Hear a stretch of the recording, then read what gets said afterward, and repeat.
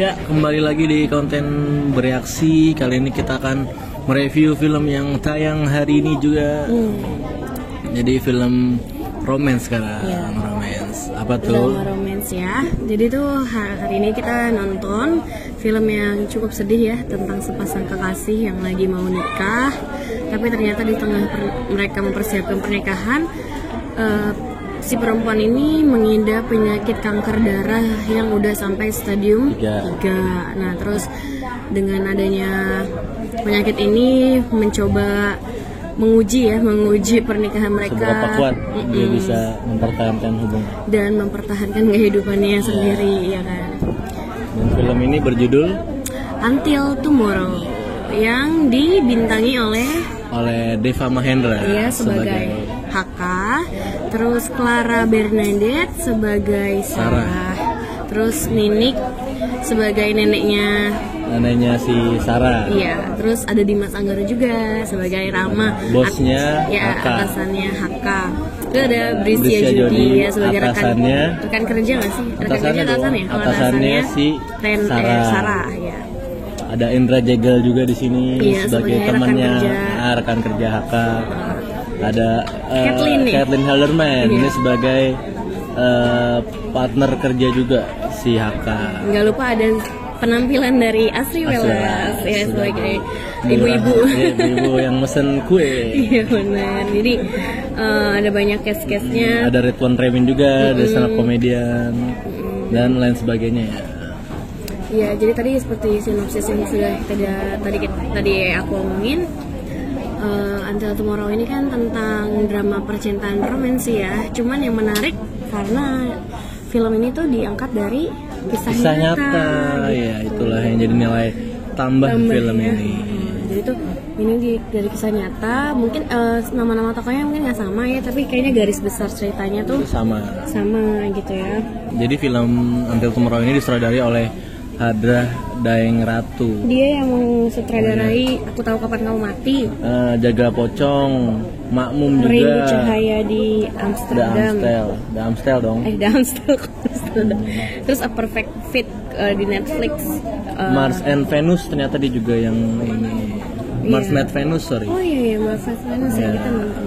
Jadi diangkat dari kisah nyata.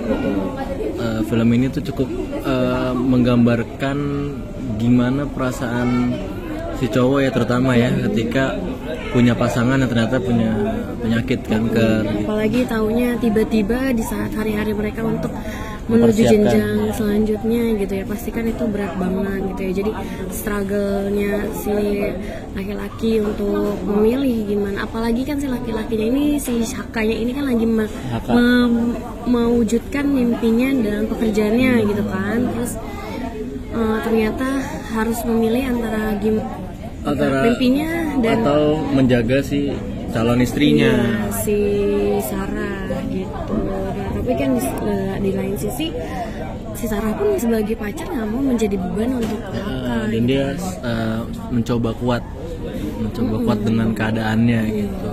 Dengan tidak banyak mengeluh, tetap melakukan pekerjaannya, terus melakukan seolah-olah sebenarnya lebih kayak denial gitu. Nah, jadi kalau sepanjang film sih kita disuguhin sebenarnya cerita yang dialog yang nggak terlalu menye-menye ya. Iya, karena kan mereka juga di usia yang udah pacarannya lama ya. Terus dialognya juga nggak yang sampah-sampah gitu ya. Walaupun template tapi ya kalau aku mati nanti gimana gitu. Iya, cuma ya udah sisanya nggak terlalu cringe ya untuk didengar dan dibaca. Karena diangkat dari kisah nyata, tapi ini simpel banget gitu yang diangkat, simpel dan digolakkan antara dua sepasang manusia gitu ya yang lagi menghadapi takdirnya. Kan kita nggak ada yang tahu ya, maksudnya kita nggak ada yang pernah mau untuk mendapat musibah, penyakit dan segala macam gitu. Gimana cara mereka mengatasi itu semua gitu ya, gimana si perempuan buat bertahan hidup gitu dan mau untuk mengusahakan hidup gitu kan. Emang nggak dibalut kayak kayak kanker, kan si perempuannya kena kanker darah ya, cuman nggak dibalut menye-menye juga kayak bukan menye-menye ya, bukan nggak di mendramatisir kayak mendramatisir kankernya gitu enggak sih. Terus bukan yang emang tema kanker juga kayak surat kecil untuk Tuhan gitu ya, enggak, atau yang banget gitu. Terus juga banyak shot-shot yang cakep di sini. Contohnya tuh shot yang lagi di dialog di ruang makan ya. Pas si Haka mau nemuin Sarah ketika udah break up ya. Iya. Break up. Terus neneknya nyampein apa yang Haka omongin, terus si kameranya muter ngelilingin dia. One shot gitu ya. One shot pindah dari neneknya si Sarah jadi Haka yang ngomong. Itu bagus banget, shot paling epic di film ini menurut aku sih. Apa namanya? Slow but sure gitu ya. Iya.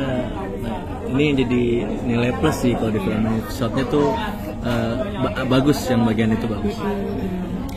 Terus paling disayangkan kayak itunya gitu ya, settingnya. Beberapa set kelihatan kayak set dibuat ya. Set gitu, kayak set rumah sakit, di kamar rumah sakitnya sebelum adegan terakhir kita disuguhin set pas dia sakit ya, baru sakit tuh tuh kayak rumah gitu, rumah dibikin set dibikin set seakan itu kamar rumah sakit. Warnanya hijau, bro, masa catnya hijau rumah sakit, mana ada cat hijau. Tapi ya udah diterima aja ya, mungkin nggak mudah kali gampang. Dari segala hal seperti itu tuh si pemeran udah cukup apik. Iya sih, memainkan peran. Actingnya nggak kaku ya. Terus chemistry yang dibangun antara si Haka dan Sarah juga kayak emang udah beneran pacaran lama gitu kan. Bikin kita respect juga gitu.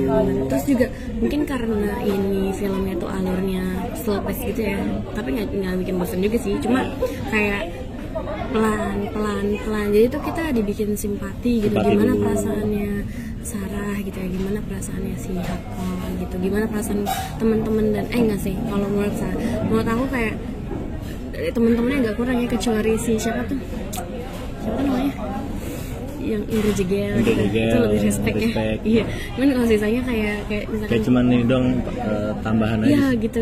Kecuali mungkin neneknya agak lebih banyak berperan di situ ya, lebih buat simpati gitu ya. Jadi simpelnya sih filmnya tuh isinya ya pergolakan di dua orang ini gitu, si Haka sama si Sarah. Iya, intinya gitu. Tapi yang paling bikin nyes banget, maksudnya rasa ke hati itu di ending. Jadi ditampilkan video asli dari tokoh yang diceritakan di film ini. Tokoh nyata. Aduh, sedih banget ya. Itu yang bikin sedih. Jadi pas udah terakhir si Sarahnya memang meninggal. Iya. Muncullah tuh adegan itu. Namanya siapa ya tadi ya?